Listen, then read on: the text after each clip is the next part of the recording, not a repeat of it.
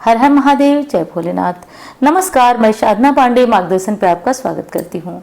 दोस्तों, हरतालिका तीज बहुत पास आ चुका है। हम सभी अपनी तैयारियां बहुत जोर शोर से कर रहे हैं और इस तैयारियों के बीच जब नहाय खाया आ जाता है तो उस दिन हमें कुछ सावधानियां रखनी होती हैं और क्या करना होता है वो सारी बातें आज होगी। तो देखिए, कल जो है वो 17 सितंबर को नहाय खाए है। नहाय खाए में क्या करना चाहिए और कौन कौन सी सावधानियां रखनी चाहिए, ये सारी बातें होंगी। गर्भवती महिलाएं हैं, पीरियड्स में हैं, तो फिर व्रत के क्या नियम है आपके लिए, आपको व्रत कैसे करना चाहिए, सारी महत्वपूर्ण बातें आज के वीडियो में होंगी। नहाय खाए के दिन देखिए कुछ विशेष सावधानियां रखना जरूरी है जो कि आप सभी के लिए बहुत आवश्यक है, क्योंकि तीज व्रत कोई साधारण व्रत नहीं है। महाव्रत की श्रेणी में इस व्रत को रखा जाता है। कहा जाता है कि माता पार्वती ने इस व्रत को करके भगवान भोलेनाथ का वामांग हासिल किया था। बहुत बड़ा व्रत है। आप सभी अपने पति की सुरक्षा के लिए इस व्रत को धारण कर रही होंगी और इस व्रत को करते हुए बहुत ज्यादा आपको कुछ सावधानियों की आवश्यकता रखनी होती है, क्योंकि ये व्रत निर्जला निराहार रखा जाता है। एक बूंद पानी का भी हमारे अंदर नहीं जाना चाहिए। तो चलिए अब हम लोग बात कर लेते हैं कैसे और क्या करना है इस बारे में। तो हमारी सभी बहनों को हरतालिका तीज की बहुत बहुत शुभकामनाएं। भगवान भोलेनाथ सबका अखंड सौभाग्य रखें, ऐसी कामना करती हूँ। महादेव जी, काशी विश्वनाथ जी सबके जीवन में सुख शांति लौटाएं, ऐसी प्रार्थना है हमारी। अब देखिए, एक चीज का आपको ध्यान रखना है। 17 सितंबर को सुबह सवेरे आप चाहे जितनी भी जल्दी में हो, कभी कभी होता यह है कि हम लोग सोचते हैं कि चलो हम नहा कर अपना काम कर लेते हैं, बाल वगैरह बाद में धो लेंगे। ऐसा नहीं करना है। सुबह नहाते टाइम आपको अच्छी तरह से अपने बालों को धो लेना है। बालों को धो लेना है, इसके बाद आपको नहा करके जो भी आप घर में सामान्य पूजा पाठ करती हैं वो कर लीजिएगा। सुबह सवेरे सबको ये काम कर लेना है, कोई बाधा नहीं, कोई दुविधा नहीं। जो लोग पीरियड्स वगैरह में है और व्रत रखना चाहते हैं वो भी आज संडे है, बाल धो करके और आप लोग साफ सुथरा हो लीजिएगा, नहा लीजिएगा। अब अगली चीज आज होगी कि आज अपने नाखून हमें जरूर काट लेना चाहिए। नाखून काट करके, और इस तरह नहीं छोड़ा जाता है। नाखून काटने के बाद थोड़ा सा नेल पॉलिश या फिर पैरों का काट रही हैं तो महावर जरूर लगा लिया जाता है। तो व्रत के दिन बल्कि नाखून नहीं काटा जाता है, एक दिन पहले ही आप लोग नाखून काटने वाला ये प्रोसेस पूरा कर लीजिएगा। और हाँ, किया भी जरूर जाता है। नाखून काटना भी एक सुविधा की निशानी मानी जाती है। तो आज नाखून बड़े हैं तो ठीक है, छोटे हैं जैसे, मतलब एक नियम होता है। नहाय खाए के दिन आप लोग नाखून काट करके अपना नेल पॉलिश वगैरह लगा लीजिएगा, ये सब काम कर लीजिएगा। अब एक चीज और है जो कि बहुत ज्यादा महत्वपूर्ण है। आज जब नहाय खाए आप कर रहे हैं उसके बाद आपको भोजन, मतलब भोजन में जो तामसिक चीजें होती है वो आज से ही छोड़ना होता है। जैसे लहसुन प्याज, बाहर की चीजें खाना, ये सब आप छोड़ सकते हैं। बाहर की चीजों का मतलब कोई ब्रेड वगैरह खा सकते हैं जिनमें ये होता है कि लहसुन प्याज पड़ा होता है, वो सारी चीजें आपको नहीं खाना होता है। शुद्ध सात्विक ब्रह्मचर्य का पालन करना होता है। इन सारे नियमों का ध्यान रखें। अब गर्भवती महिलाएं हैं तो क्या करेंगी, तो देखिए, यदि बहुत सारे जो है प्रश्न आ रहे हैं कि 8वां महीना 9वां महीना चल रहा है तो फिर ऐसे में क्या करें, तो आप लोगों से यही प्रार्थना है कि आप अपने डॉक्टर से बात कर लीजिए। हो सके तो पानी लेकर के व्रत रखिए, जल लेकर व्रत रखिए, और ना हो सके तो आप लोग छोड़ दीजिए, क्योंकि शरीर से बड़ा कोई और धन नहीं होता है। आप लोग छोड़ दीजिए। महादेव जी सब जानते हैं। ऐसा नहीं है कि आप छोड़ देंगे और कोई अनिष्ट हो जाएगा, कदापि अनिष्ट नहीं होगा। भगवान सब कुछ जानते हैं। तो एक बार आप लोग अपनी शारीरिक क्षमता देख लीजिए, कि मेरे बताने पे मत जाइएगा। आप लोग डॉक्टर से बात कर लीजिए, शारीरिक क्षमता देख लीजिए। नहीं कर पा रहे हैं तो हाथ जोड़कर भगवान से क्षमा प्रार्थना कर ले। अगले साल ब्राह्मण को धन थोड़ा सा सीधा वगैरह दे करके, कुछ पैसा दे करके, और उसके बाद इस व्रत को प्रारंभ कर लीजिएगा। कोई ऐसा नहीं है कि इस व्रत को नहीं प्रारंभ किया जाता है। तो एकदम से शरीर को मत परेशान मत होइएगा। कई महिलाओं को मैंने देखा है कि हरतालिका तीज के अगले ही दिन उनकी तबीयत खराब हो जाती है, बच्चे को कोई अंदर दिक्कत हो जाती है। तो ऐसी गलती ना हो, इस बात का आप लोग ध्यान रखिएगा। अब पीरियड्स में है तो बिल्कुल दुखी होने वाली कोई बात नहीं है। ये तो देखिए, इसमें क्या होता यह है कि हम बस शारीरिक रूप से पूजा नहीं कर पाते। क्या हुआ, हमारा मन तो पूजा कर ही रहा है।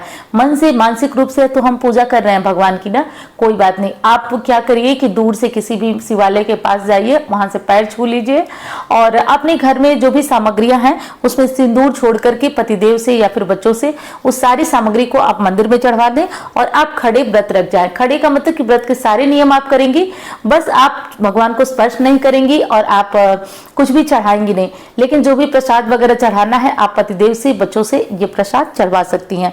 तो आपके लिए ये चीज जरूर जानना है। बाकी सारे नियम आप करिए, मानसिक रूप से आप भगवान का ध्यान करिए, पूजन करिए। मानसिक का मतलब सोचिए कि हम भगवान का पूजन कर रहे हैं, ये भी एक पूजा के अंतर्गत आता है, तो ऐसा कर लीजिए आप। दूसरी चीज आपको करना है कि आप मन में भगवान का नाम लेते रहिए, किसी भी देवी देवता का, भोलेनाथ का नाम लेते रहिए, इससे पूरा होगा व्रत। कोई भी टेंशन वाली बात बिल्कुल नहीं है, इस चीज का ध्यान रखिए। अब देखिए सरगी जो जिस दिन आपको लेना होता है, सरगी में भी बड़ा कंफ्यूजन होता है। कुछ लोग कहते हैं कि सरगी हम नहीं लेते हैं क्योंकि व्रत खंडित माना जाता है। देखिए ये तो प्राचीन नियम है, बहुत पहले से, ऐसा नहीं है कि ये हम लोग प्रारंभ किए हैं, ये पहले से हमारे जो बड़े थे वो लोग करते आए हैं, तो इसमें कोई दोष नहीं है। आप अपने जैसे आपके यहाँ नियम है तो ठीक है, कोई नहीं करना चाहता है तो कोई बाध्यता नहीं है। लेकिन आप सुनिए, आप 2:30 से 3 के बीच जग जाइएगा। जगने के बाद नहाना बिल्कुल भी आवश्यक नहीं है। कुछ हमारी बहनें पूछी थी कि क्या हम नहा करके और तब सरगी लें, तो देखिए नहाने का ऐसा कोई नियम नहीं है कि आप नहाएंगे। आप सरगी के लिए उठे हैं, इसके बाद आप चाहे तो नहा धो करके अपने घर के काम पूजा पाठ आप प्रारंभ कर सकते हैं, लेकिन सरगी के लिए नहाना कोई जरूरी नहीं है। आप जगिए सरगी के लिए, उसके बाद 2:30 से 3 बजे तक मैंने सरगी का पूरा एक वीडियो बनाया है कि क्या खाएं क्या पिए। फिर भी बता दे रही हूँ कि आपको जो भी खाना पीना है वो 3 बजे तक, 3:15 तक अधिकतम खत्म कर लीजिए। उसमें आप पानी जरूर पी लीजिए, इससे शरीर में तो जानते ही आप ताकत बनी रहेगी। और एक दिन पहले नहाए खाए के दिन बहुत सारी बहनें गलती करती हैं, वो मैं बताती हूँ। लेकिन दोस्तों उससे पहले कहना चाहती हूँ, इंस्टाग्राम फेसबुक में मुझे फॉलो करना चाहें तो कर लीजिए, और जो नंबर देख रहे हैं आप उस पर कुंडली दिखाने के लिए संपर्क कर सकते हैं। कमेंट बॉक्स में किसी भी प्रकार का कोई नंबर मेरा नहीं दिया जाता है, तो नंबर वैसा है तो वो फेक है, मेरा कोई नंबर नहीं है। जो मैं मुंह से बोलती हूँ सिर्फ और सिर्फ वही मेरा नंबर है। और हाँ दोस्तों, संडे के दिन 12 बजे मैं लाइव आपसे जुड़ूंगी। तो संडे यानी कि 17 सितंबर को 12 बजे मैं लाइव जुड़ूंगी। तो कुछ महत्वपूर्ण क्वेश्चन तो आपके हैं ही हैं, साथ साथ गणपति स्थापना के बारे में कुछ महत्वपूर्ण बातें करेंगे। तो बहुत सारी महत्वपूर्ण बातें होंगी उसमें। आप अपने क्वेश्चन के साथ संडे को 17 सितंबर को दिन में 12 बजे तैयार रहिएगा। तो देखिए ये काम आप कर लीजिएगा। और मैं कह रही थी कि सरगी के दिन आपको ये सब चीजें ध्यान रखनी है, क्या खाना है क्या पीना है, इस चीज का जरूर ध्यान देना है। अब नहाए खाए के दिन कुछ ऐसी चीजें जिसके बारे में मैं महत्वपूर्ण आपसे बात करना चाहती हूँ, कुछ ऐसी चीजें बिल्कुल मत खाइएगा क्योंकि उसका सीधा असर आपके अगले दिन व्रत पे पड़ेगा। जैसे नहाए खाए के दिन आप मान लीजिए कि कोई तली हुई चीज खा लेते हैं, जैसे कि हमारे मन में भी बड़ी टेंशन होती है कि अगले दिन निर्जला व्रत रखना है, तो फिर हमारी जो जीभ होती है एक दिन पहले से ही बेस्वाद होती है। हम सोचते हैं कि कुछ भी तली भुनी चीजें खा ले, मत खाइएगा। ऐसा करने से ना अगले दिन शरीर पर बहुत असर पड़ता है।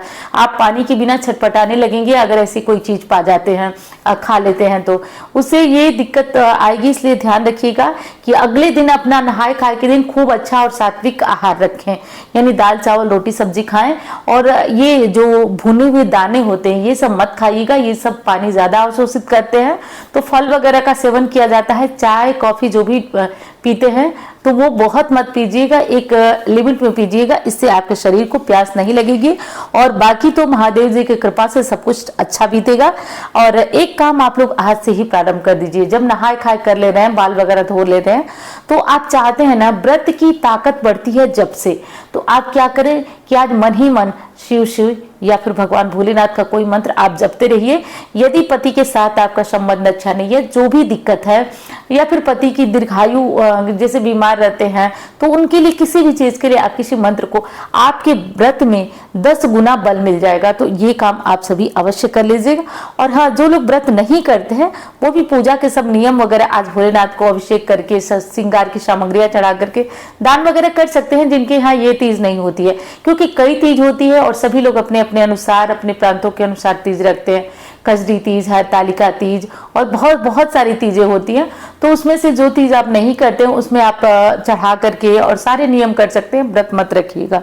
तो चलिए दोस्तों, आपसे प्रार्थना है कि आप वीडियो अंत तक देखें, उसके लिए बहुत बहुत धन्यवाद। और चलिए, वीडियो अच्छी लग गई तो एक लाइक जरूर करिएगा, चैनल को सब्सक्राइब करिएगा। हर हर महादेव।